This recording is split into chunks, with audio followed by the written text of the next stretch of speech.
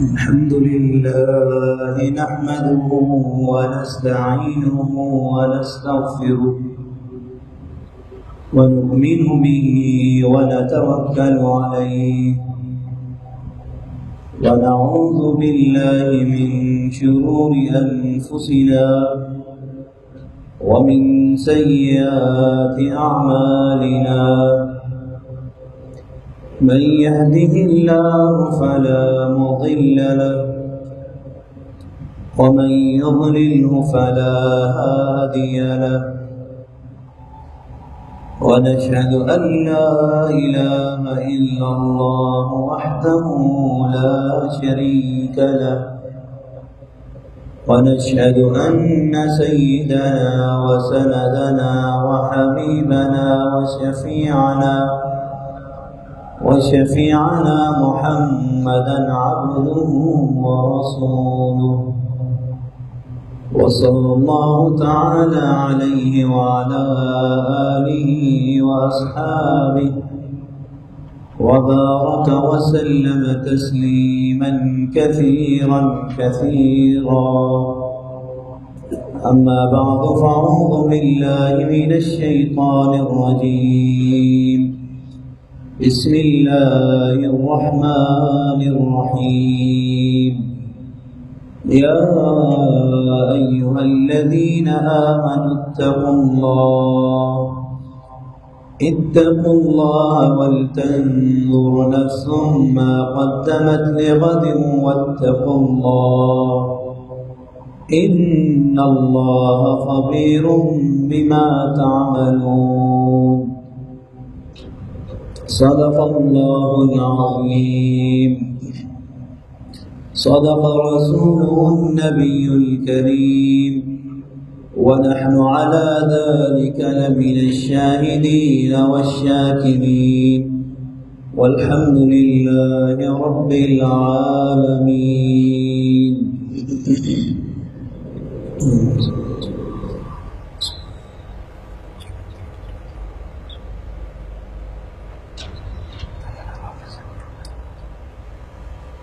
میرے معزز سامعین کرام،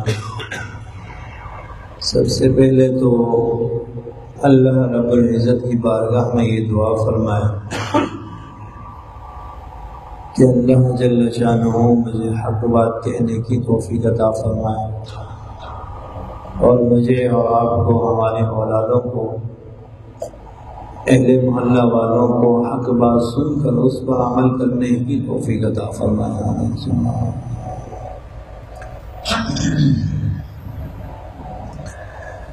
جیسا کہ آپ کو علم ہے کہ آج شعبان کی 15 تاریخ ہے، اللہ اکبر، اور رمضان کی آمد بھی بہت قریب ہے، تو اس حوالے سے آج سے میں نے سوچا کہ ایک ایسی حدیث کو بیان کیا جائے، کیونکہ اس حدیث میں ایسے الفاظ ہیں کہ جو حضرت سلمان رضی اللہ تعالیٰ عنہ سے روایت ہے کہ نبی کریم صلی اللہ علیہ وسلم نے بھی اس حدیث کو، اس نصیحت کو شعبان میں ہی صحابہ کو سنایا، بتایا اور ان کو نصیحتیں کی۔ تو ابھی شعبان چل رہا ہے اور تقریباً نصف شعبان گزر چکا ہے اور نصف باقی ہے، تو آج اس پوری مفصل حدیث کو ہم انشاءاللہ پڑھیں گے، اور اس میں نبی کریم صلی اللہ علیہ وسلم نے امتیوں کو رمضان کی برکات اور رمضان میں کس طرح نیکی کرنی ہے، کیا کیا نیکیاں اہمیت والی ہیں اور نیکیوں کا بدلہ کیا ہے، اور نیکیوں کے بدلے کے ساتھ ساتھ عظمتوں والا، رحمتوں والا جو مہینہ شروع ہو رہا ہے، اس کا پہلا عشرے میں کیا کرنا ہے، دوسرا عشرہ کس چیز کا ہے، تیسرے عشرے میں کیا مانگنا ہے، پوری مفصل ترتیب سے نبی کریم صلی اللہ علیہ وسلم نے صحابہ کو سکھائی تاکہ ہم بھی اس بات کو سیکھ سکیں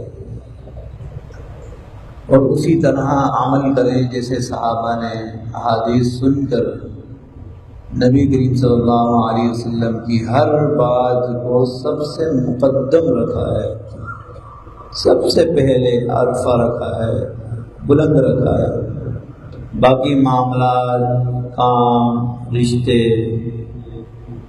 محبتیں، رشتہ داریاں سب بعد میں، سب سے پہلے اللہ رب العزت کا حکم اور اس کے بعد نبی کریم صلی اللہ علیہ وسلم کی سنت کو ہمیشہ مقدم رکھا ہے۔ تو دیکھیں ماہ رمضان ویسے بھی قرآن میں بھی آتا ہے کہ شہر رمضان الذی انزل فیہ القرآن، کہ اس میں قرآن کو نازل کیا گیا۔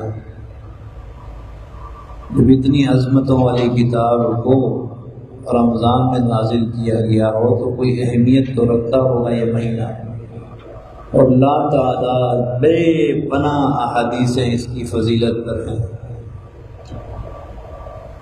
تو ہم آج یہ حدیث پڑھتے ہیں، پہلے مفصل ایک انداز میں اس حدیث کو پڑھتے جاتے ہیں تاکہ یہ حدیث مکمل ہو جائے، سب باتیں اس کی ہمیں سمجھ میں آ جائیں، ہمارے علم میں ہو۔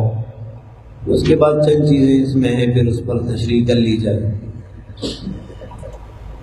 سب سے پہلے تو عن سلمان قال خطبنا رسول اللہ صلی اللہ علیہ وسلم، کہ حضرت سلمان رضی اللہ تعالیٰ عنہ فرماتے ہیں کہ نبی کریم صلی اللہ علیہ وسلم نے ہمیں خطبہ دیا، ہم سے مخاطب ہوئے، فی آخری یوم من شعبان، شعبان کے آخری دنوں میں، قال اور کہا ہمیں، یا ایھا الناس، اے لوگو، قد اضلکم شہر عظیم مبارک، اے لوگوں یاد رکھو تم پر سایہ فگن ہونے والا ہے، تم پر چھا جانے والا ہے ایک ایسا مہینہ، شہر ایسا مہینہ، عظیم جو عظمتوں والا ہے، مبارک جو برکتوں والا ہے، جو خود بھی عظمتوں والا ہے اور اس میں بے پناہ برکتیں بھی ہیں۔ دیکھیں جیسے کعبۃ اللہ ہے نا، اب کعبۃ اللہ وہاں موجود ہے، ہمیں تو وہاں کوئی عبادت کرنے کا یہاں رہ کر کوئی ثواب نہیں مل رہا، عظمتیں ہیں اس کی، برکتیں ہیں اس مقام کی، مگر جب وہاں جائیں گے عظمتوں والی جگہ پر پھر اس کی برکتوں کو ہم پا سکیں گے۔ ایسے ہی ہے نا، جیسے عظمت والی جگہ پر مقام پر پہنچیں گے اور عمل کریں گے، چاہے اسے دیکھیں گے، فقط دیکھنے والے پر بھی اللہ کی رحمتیں اور برکتیں ہیں، تو اس مقام پر پہنچ جانا عظمتوں والی اور پھر اسے پانا اس کی برکتوں کو۔ اسی طرح ماہ رمضان عظمتوں والا ضرور ہے، برکتوں والا ضرور ہے، جیسے اس حدیث میں آیتا ہے، انشاءاللہ پڑھیں گے کہ اللہ رب العزت نے فرمایا جو انسان نیکی کا عمل جو کرے گا میرے قریب آنے کے لیے، اس کو میں فرض ادا کرنے کے برابر ثواب دوں گا، اور جو فرض ادا کرے گا اس کو 70 گنا زیادہ، 70 فرائض، 70 مرتبہ اس کو ادا کرے ایک فرض کو، جتنا ثواب، برکتیں، رحمتیں اللہ رب العزت اسے عنایت فرماتے ہیں، رمضان میں ایک فرض ادا کرنے کا اتنا ثواب بڑھا دیا جاتا ہے۔ تو رحمتیں بھی ہیں، برکتیں بھی ہیں، اور یہ برکتیں کب پائیں گے؟ جب رمضان میں داخل ہو جائیں، ابھی نہیں پا سکتے وہ رحمتیں، برکتیں۔ اللہ اس پر قادر ضرور ہے، کہ ہمیں عطا کریں، مگر اللہ اور نبی کریم صلی اللہ علیہ وسلم کی جو حدیث ہے، ہم تک جو تعلیمات پہنچتی ہے وہ یہی ہے کہ رمضان میں عمل کو بڑھا چڑھا کر دیا جاتا ہے، بڑھا چڑھا کر دیا جاتا ہے، اس میں کوئی تخفیف کمی پیشی نہیں ہوتی، بلکہ اور بڑھا چڑھا کے انعامات سے نوازا جاتا ہے۔ مگر یہ کب ہوگا؟ جب رمضان کو پائیں گے۔ اسی لیے تو وہ دعا ہے نا، اللہم بارک لنا رجب و شعبان و بلغنا رمضان، کہ رجب سے اور شعبان سے نبی کریم صلی اللہ علیہ وسلم یہ دعا کرنا شروع ہو جاتے ہیں کہ اے میرے رب، اے میرے اللہ، رجب اور شعبان عافیت سے، تندرستی سے مجھے گزارنے کی توفیق عطا فرما اور رمضان کی رحمتوں تک پہنچا دے، رمضان تک مجھے پہنچا دے تاکہ اس کی جو برکتیں ہیں، انعامات ہیں، میں انہیں پا سکوں۔ اس لیے ہمیں بھی یہ کبھی کبھی کسی نماز میں یا چلتے پھرتے اٹھتے بیٹھتے یہ دعا کر لینی چاہیے کہ یا اللہ عافیت سے، جیسے جو کل کی رات گزری اس کے لیے جو حدیث آتی ہے، ضعیف حدیث ہے مگر، کہ اس رات کو فیصلے کیے جاتے ہیں کون کس خاندان میں پیدا ہوگا، کون کس خاندان کا اس سال اٹھایا جائے گا اور اس کو موت واقع ہوگی، کتنا رزق اس خاندان کو دیا جائے گا۔ ایسا ہے تو کیا پتا ہم میں سے کسی کا فیصلہ ہو جائے یا ہو گیا ہو کہ رمضان سے پہلے ہی اس کو اس دنیا سے جانا ہو، تو جس نے تو رمضان کو کھویا تو اس نے رحمتوں کو کھو دیا۔ تو رمضان تک پہنچنا بھی اللہ کی ایک بہت بڑی نعمت ہے، جسے اور ہر نعمت کو اللہ سے مانگنا چاہیے۔ اس لیے نبی کریم صلی اللہ علیہ وسلم نے اپنی امت کو سکھایا کہ یہ بھی ایک نعمت ہے، اسے مانگو اللہ سے کہ یا اللہ صحت اور عافیت سے مجھے رمضان تک پہنچا اور اس کی برکتیں رحمتوں سے ہمیں بھی، ہماری اولادوں کو بھی مالا مال فرما۔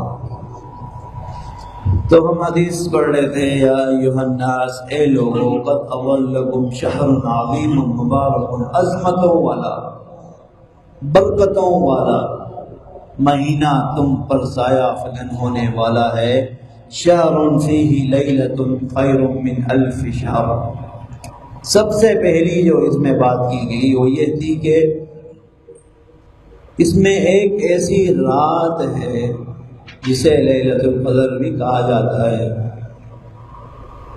جس پر ایک پوری سورت اللہ رب العزت نے نازل فرمائی ہے کہ انا انزلناہ فی لیلۃ القدر وما ادراک ما لیلۃ القدر لیلۃ القدر خیر من الف شہر تنزل الملائکۃ والروح فیہا بإذن ربہم من کل امر سلام ہی حتی مطلع الفجر۔ یعنی کہ رحمتیں اور برکتیں فجر تک لوگوں پر برستی رہتی ہیں، اور یہ ایک رات ہزاروں راتوں سے بہتر ہے۔ اس کی ایک عبادت بڑی قیمتی ہے جسے یہ رات مل جائے، اور وہ رات بھی ماہ رمضان میں اللہ رب العزت نے رکھی ہے۔ اس حدیث سے یہ ثابت ہوتا ہے۔ جمہور حضرات کا قول ٹھیک ہے کہ سال میں ایک مرتبہ ہوتی ہے۔ پھر کہا گیا کہ نبی کریم صلی اللہ علیہ وسلم نے فرمایا مجھے گمان ہے کہ یہ رمضان میں ہو، پھر کہا گیا مجھے گمان ہے رمضان کے آخری عشرے میں ہو، پھر کہا مجھے گمان ہے کہ آخری عشرے کی طاق راتوں میں ہو، پھر طاق راتوں کا ذکر کیا گیا کہ مجھے گمان ہے 21، 23، 25، 27 یا 29 میں سے کوئی طاق رات ہو۔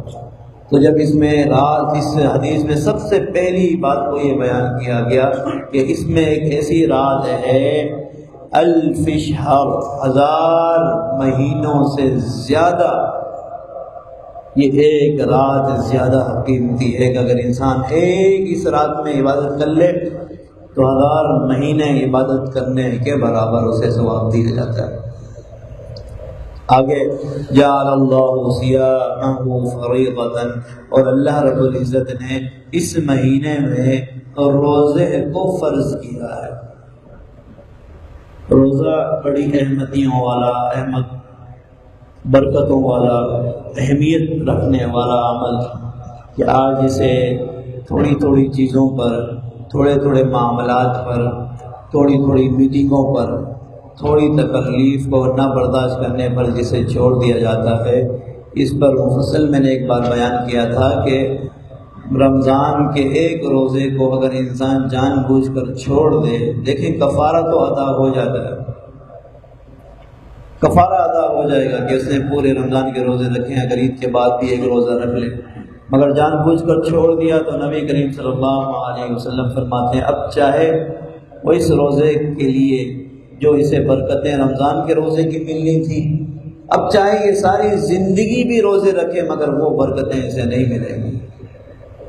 ساری عمر، ساری زندگی جان بوجھ کے روزے کو چھوڑنے پر انسان روزے رکھتا رہے تو وہ برکتیں، وہ انعامات، وہ رحمتیں اسے نصیب نہیں ہوں گی۔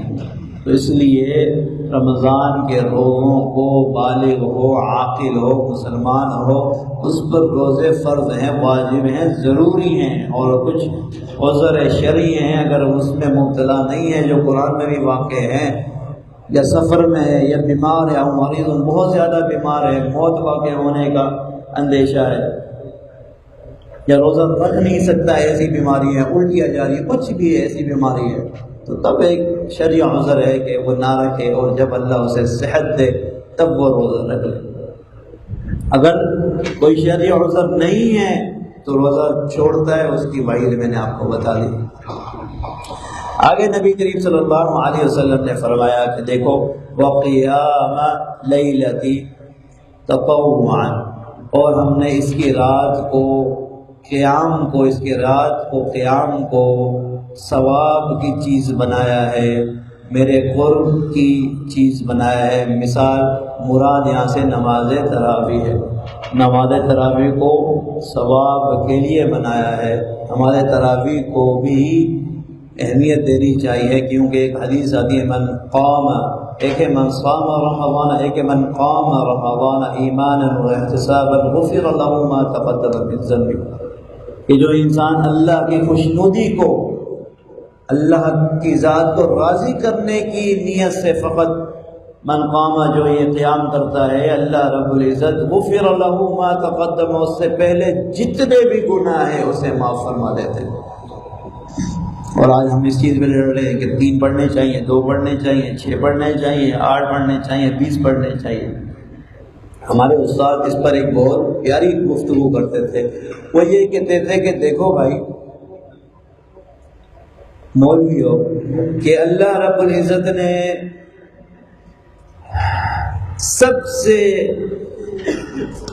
بہتر، سب سے اعلیٰ، سب سے عرفہ کس حالت کو قرار ہے؟ آپ بتائیں کون سی حالت ایسی ہے جو اللہ کو سب سے زیادہ پسند ہے؟ سجدے کی حالت۔ اب ہم یہ آپس میں لڑائی کریں کہ سجدے کم کریں یا زیادہ کریں، یہ تو بے وقوفانہ بات ہوگی نا۔ سجدوں سے کون انکار کرے؟ ایک سجدے کا انکار کرنے والا تو آج تک مردود ہے، شیطان ہے، جس سے ہم حفاظت مانگتے ہیں۔ تو ہم کیوں ان سجدوں سے دور بھاگتے ہیں، اعراض کرتے ہیں کہ یار کم رکعتیں ہونی چاہیے، کم پڑھنا چاہیے، سجدے کم ہونے چاہیے۔ اللہ کو جو چیز پسند ہے تم اس میں کمی کیوں کرتے ہو؟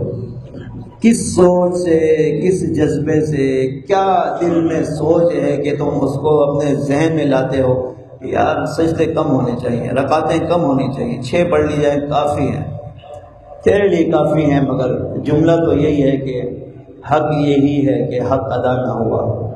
جملہ تو ایسا ہے کہ انسان اپنی زندگی بھی اللہ کی راہ میں قربان کر دے تب بھی اللہ کا حق ادا نہیں ہوگا۔ آپ یہ کہہ دیں کہ میں نے یا اللہ تیرے لیے جان دے دی بس حق ادا ہو گیا، نہیں، جان تو نے لمحے میں دی ہے، اس جان دینے تک تو نے جتنی زندگی گزاری ہے، لمحہ بہ لمحہ تیری جو اللہ نے حفاظت کی ہے، تجھے رزق دیا ہے، صحت سے رکھا ہے، اس کا کیا نعم و بدل ہے؟ ایک لمحہ نعم و بدل ہے، لمحے اتنے سارے، اور جان دینے کا لمحہ یہ، اور آپ بولے اتنے سارے لمحوں کے بدلے میں یہ لمحہ ہے، یہ تو اللہ کے یہاں کچھ بھی نہیں ہے۔ حق تو یہی ہے کہ حق ادا نہ ہوا تو جتنے زیادہ چاہیں، کافرین تو یہ کہتے تھے کہ نماز تراویحوں کے بعد بھی عبادت کی جائے، راتوں کو تہجد پڑھی جائے، کیونکہ جب نبی کریم صلی اللہ علیہ وسلم نے فرما دیا ماہ رمضان میں لیلۃ القدر ہے تو ہر رات کچھ نہ کچھ حصہ عبادت کی جائے۔ بہت اچھا اور آسان نسخہ ہے لیلۃ القدر کو پانا کہ 30 راتیں ہیں، اتنی بڑی زندگی ہے، چلو زندگی کو چھوڑیں، 11 مہینے ہم نے اپنی مرضیوں سے جاگے سوئے کھایا پیا، عزتیں عشرتیں تجارتیں، اگر یہ صرف 30 راتوں میں بھی، ساری رات نہیں، 30 راتوں میں بھی چند لمحے اللہ کے لیے، اللہ کی ذات کے لیے مخصوص کر دیں تو یہ امید کی جاتی ہے کہ ہم نے لیلۃ القدر کی رات کو پایا ہوگا۔ اور ہزاروں مہینوں کی راتوں میں عبادت کر لی، اب آپ لگائیں 1000 مہینے کتنی بنتی ہے، 70-80 سال سے اوپر برس بنتا ہے۔ ہم نے پچھلے سال شاید حساب لگایا تھا، میں کیلکولیٹر میں حساب لگا کے لایا تھا کہ اتنے 1000 مہینوں میں راتیں بنتی ہیں، 70-80 سال سے بھی اوپر جا رہا تھا۔ تو اگر ہم 30 راتوں میں اتنی عبادت کو پا رہے ہیں تو پانا چاہیے، اچھا موقع ہے، اور یہ اچھا نسخہ ہے اسے پانے کا کہ چند لمحے مخصوص کر دیے جائیں۔ اور وہ لمحے کیسے ہوں؟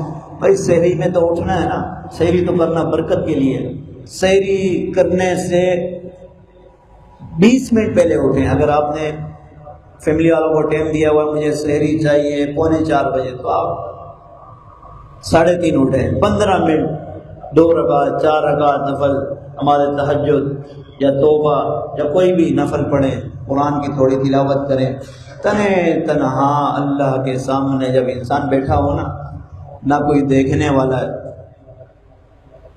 کہ مسجدوں میں تو چلو امام صاحب کو نمازی دیکھتے ہیں تو امام صاحب کے سجدے لمبے ہو جاتے ہیں، تو نہ کوئی دیکھنے والا ہے نہ کوئی تعریف کرنے والا، جب تنہا انسان اکیلا اپنے کمرے میں گھر میں بیٹھا ہو اور اللہ سے ملاقات کر رہا ہو، اس وقت جو انسان کے الفاظ اپنے اللہ سے نکلتے ہیں نا، وہ کمال کے ہوتے ہیں۔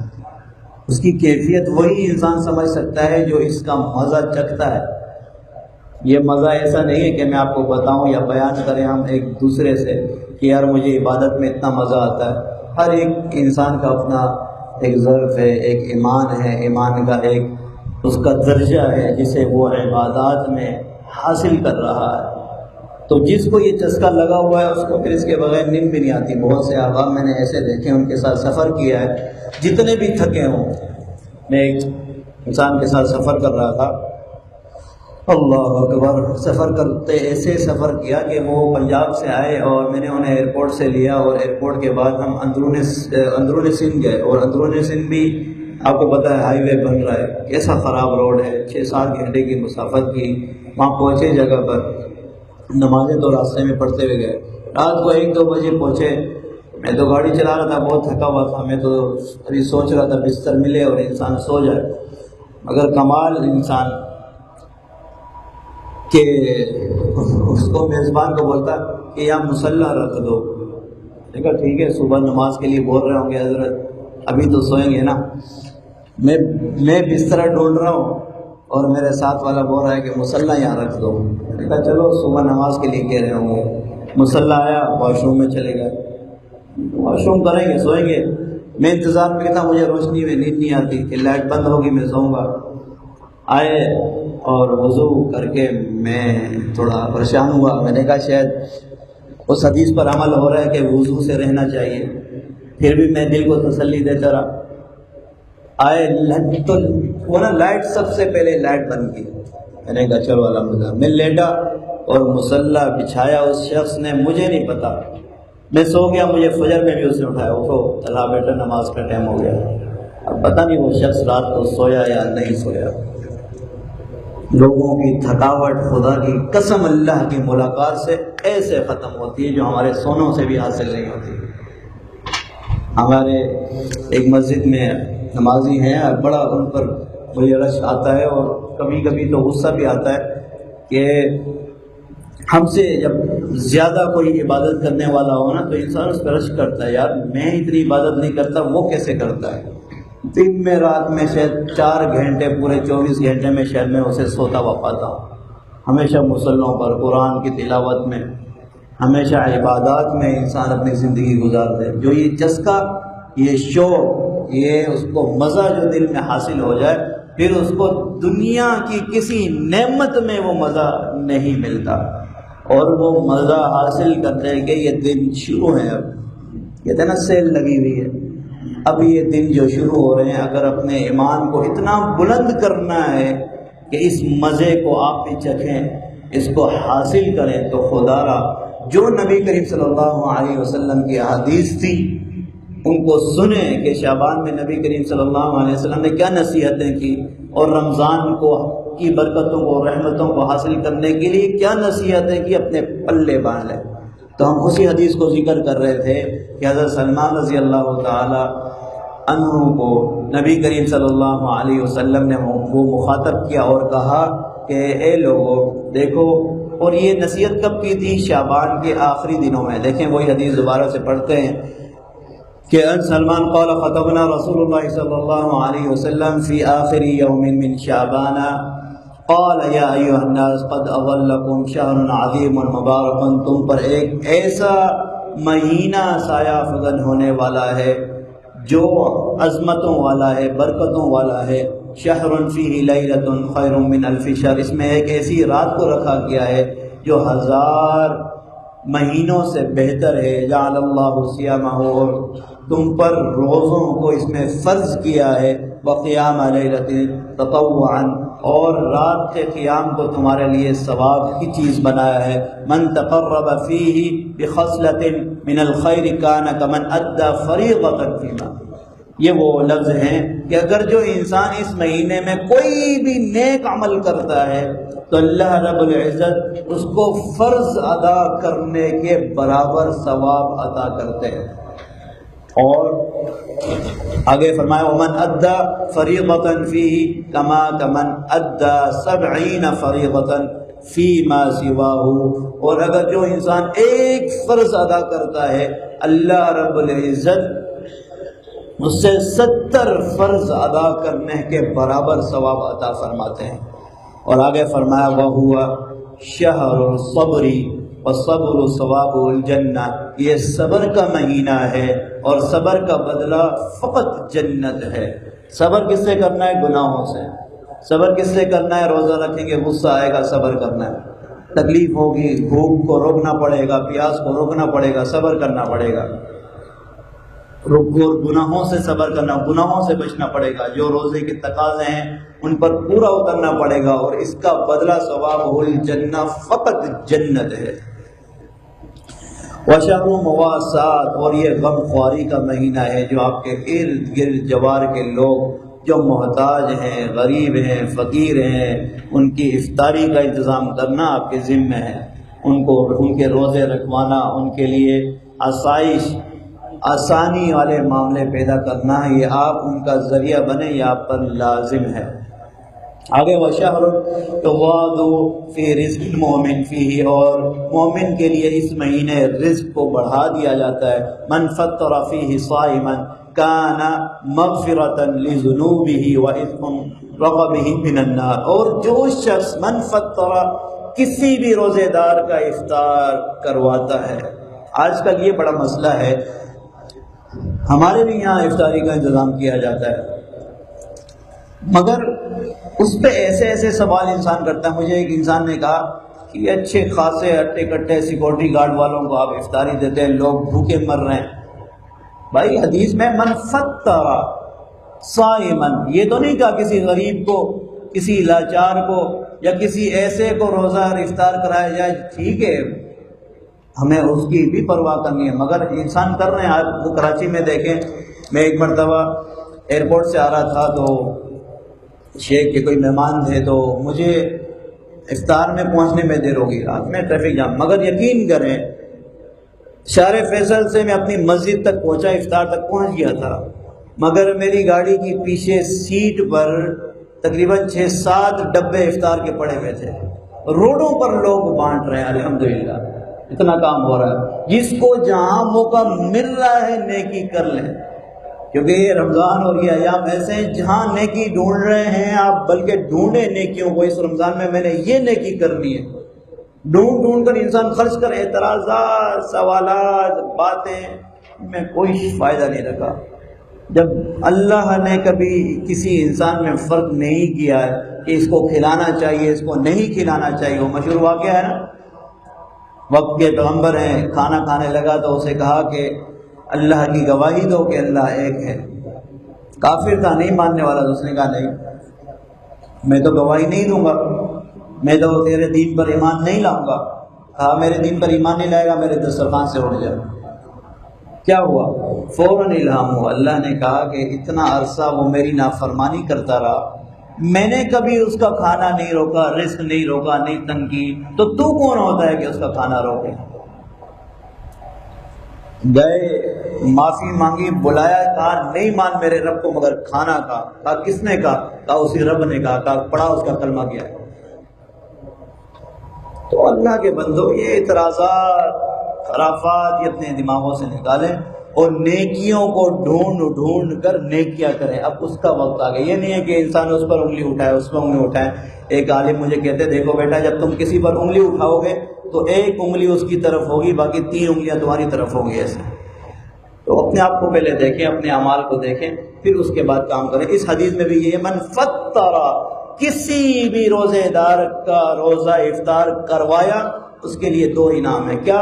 غفر اللہ، اللہ رب العزت اس کے تمام گناہوں کو معاف کر دیتے ہیں، اور عتق من النار، اس کی گردن کو نار جہنم سے خلاصی کا اعلان کر دیتے ہیں۔ اللہ اکبر۔ آگے حدیث کیا ہے؟ آگے ہے کان لہ مثل اجرہ من غیر ان ینقص من اجرہ شیء، اور روزے دار ایسا نہیں ہے کہ روزے دار یہ کہے کہ اس نے روزہ افطار کروایا، سب کچھ اس نے کروایا، ثواب تو یہ کم آ گیا۔ نہیں، روزے دار کو الگ ثواب ملے گا اور جو روزہ کھلوانے والا ہے اس کو ثواب الگ ملے گا، اس سے کمی نہیں کی جائے گی۔ قالوا یا رسول اللہ، تو صحابہ نے کہا لیس کلنا یجد ما یفطر الصائم، کہ ہم میں سے ہر صحابی امیر تو نہیں ہے کہ کسی کا روزہ افطار کروا دے۔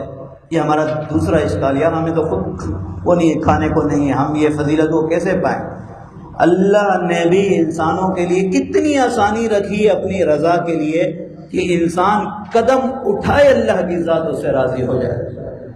ایسا نہیں ہے کہ تم نے دوڑنا ہے، ایسا نہیں ہے کہ تم نے تڑپنا ہے، اپنے آپ کو زمین میں بکھیرنا ہے، نہیں، اللہ نے لمحے دیے ہیں توبہ کے، اللہ نے چھوٹے چھوٹے اعمال دیے ہیں اپنی رضا کے۔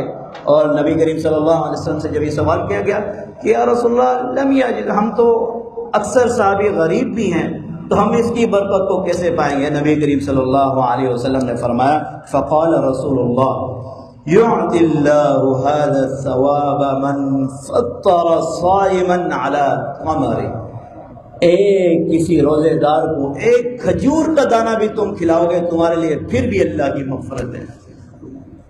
ایک کھجور، کتنی رب تم سے محبت کرتا ہے۔ دیکھو جو انسانوں کی بات لے لیں، جتنی محبت کرے گا وہ آپ کی اتنی چھوٹی بات سے بڑی ناراضگی کو فوراً چھوڑ دے گا۔ اللہ کی رضا ایک کھجور کے دانے پر مل رہی ہے۔ انسان ہے نا، ثم رددناه اسفل سافلین، انسان اتنا لاچار اور بے بس ہو گیا ہے کہ اللہ کی رضا کو نہیں پا رہا۔ انسان نے اپنے آپ کو نچلے سے نچلے درجے میں پھینک دیا ہے کہ ایسے لمحوں کو بھی وہ گوا رہا ہے۔ من فطر، جو انسان کسی روزے دار کو تمر ایک کھجور بھی کھلا دے گا اس کو بھی اللہ ہی اجر دیں گے۔ اور اس پر بات ختم نہیں ہوئی، آگے ہوا چلو اگر تم تمر بھی نہیں کھلا سکتے، کھجور بھی وہ ہوگی نا، خریدنی پڑے گی۔ اللہ قربان جو اپنی اللہ کی محبت پر اللہ نے کہا چلو کھجور بھی نہ خریدو، کا او علی شربت الماء، تم ایک پانی کا گھونٹ پلا دو گے تب بھی میں تم سے راضی ہو جاؤں گا۔ پانی کا گھونٹ تو نہیں خریدنا پڑے گا نا، پانی کسی بھی جگہ سے بھر لو، گھر سے بھر لو، ایک گھونٹ کسی روزے دار کو تم پلا دو گے، تمہارے گناہوں کو معاف کر دوں گا، تمہاری گردن کو نار جہنم سے خلاصی کا اعلان کر دوں گا۔ اللہ اکبر۔ اس کے آگے پھر اللہ رب العزت نبی کریم صلی اللہ علیہ وسلم نے فرمایا او مسقط لبن، یا لسی کا ایک گھونٹ ہو، دودھ کا ایک گھونٹ ہو، وہ بھی اگر تم اسے پلا دو گے، اللہ رب العزت اس گھونٹ کی بدولت بھی تمہاری مغفرت کر دے گا۔ وَهُوَ الشَّهْرُ أَوَّلُهُ رَحْمَةٌ، پہلا عشرہ اس کا رحمتوں والا ہے، أَوْسَطُهُ مغفرۃ، درمیانہ عشرہ مغفرتوں والا ہے، وَآخِرُهُ عِتْقٌ مِّنَ النَّارِ، اور آخری جو عشرہ ہے وہ اپنی گردن کو نار جہنم سے محفوظ کروانا ہے۔ دیکھیں انسان اور مسلمانوں کے لیے سب سے اہم بات یہ ہے کہ وہ اللہ کی رضا کو حاصل کرنے کے بعد جہنم سے خلاصی کا اعلان کروا دے، بس جہنم میں نہ جائے، جہنم سے وہ بچ جائے۔ اور اس کی فکر ہر انسان کو اپنے لیے، اپنی اولاد کے لیے، اہل خانہ والوں کے لیے، اپنے رشتہ داروں کے لیے، اپنے والدین کے لیے، سب کے لیے یہ فکر پیدا کرنی چاہیے۔ خدا کی قسم میں بار بار یہ بات بولتا ہوں، ہر وہ محبت کمزور ہے، وہ محبت نہیں ہے جو محبت میں، جس محبت میں اللہ کے عذاب سے اپنے محبوب کو بچانے کی فکر پیدا نہ ہو۔